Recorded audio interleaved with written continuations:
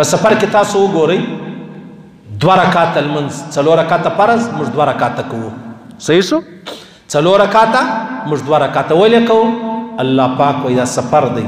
ستړی ستومانه پروا نه لري اوس به سړی راوغورځي چې یاره مولوي صاحب نو اوس خو د جهاز سفر دی نو په جهاز کې یا خبره دا نه ده خبره دا نه ده دا دی لکه ته چې وایي یاره مولوي صاحب موږ په پیشلمي باندې ډېر شیان وخورو نو دا اګر څه روزه زور نه غواړي نو ثوابونه هم لري که نه روزه ثواب لري که دې شی ډېر خوړلی دی که دې لږ خوړلی دی دا سفر مشکل دی ګران دی هغه که ټرین دی که جهاز دی که خپل شخصي موټر دی دا کله کله صوفیان دی لږ خاشه بزرګي کوي نه زه پوره لمونځ کوم نو ما ته څه زما خپل موټر یا الله او رسول موږ ته ویلي دي حتی ابو داود کې یو حدیث تیر سو یو سفر کې عبدالله ابن عمر رضی الله تعالی عنهما چې ونو بیا یو څه کسانو سنت کول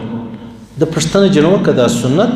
هغه سنت کوم نو هغه نه زما د نبی علیه السلام مبارک سره سفر کړی دی د ابوبکر صدیق او حضرت عمر فاروق سره هم سفر کړی هغه دا سنت نه دی کړی نو ته څنګه کوي که ته واځه بزرګ نو بزرګي دې ته وایي چې ته په خپل طبیعت کوي بزرګي خو دې ته وایي چې د پیغمبر علیه السلام طریقه ها د ماښام سنت د الله رسول فرمایي تاسو مه پرېږدئ د سهار سنت د الله رسول فرمایي تاسو مه پرېږدئ عام داسې نه ده چې ته خامخا دا سنت ضروري دي زه بې کوم حتی علما فرمایي په سفر کې دا سنت پرېښول هم سنت دي سنت پرېښول هم سنت دي موږ سره کله کله په سفر کې څوک راسره سنت نه وکړو ولې سنت نه وکړو نو ولې په سفر یا نو څه زور غواړې کراره د مشکل نشته خپل موټر دی سړی که کرار کښېنه د خپل عقل علاج وکړه بیا به کراره سي دا بیا تا ته چا اختیار در کړی دی